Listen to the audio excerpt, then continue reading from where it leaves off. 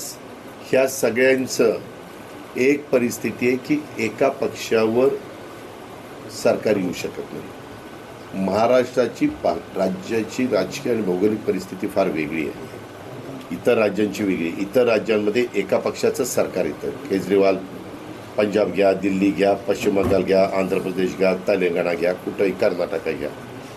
पण इथं मात्र इथं स्टॅलिन घ्या, तामिळनाडू. तुम्ही पहा पत्रकार मित्रांनो, तुम्ही पण कधी विचार केला नसेल 1985 नंतर, नीट माझं ऐका, 1985 नंतर जवळपास पुढच्या महिन्यात 40 वर्ष होतील त्या राज्यामध्ये एका पक्षाचं सरकार आलेलं नाही. 90ला मी पण निवडून आलो, तुम्ही आलो होतो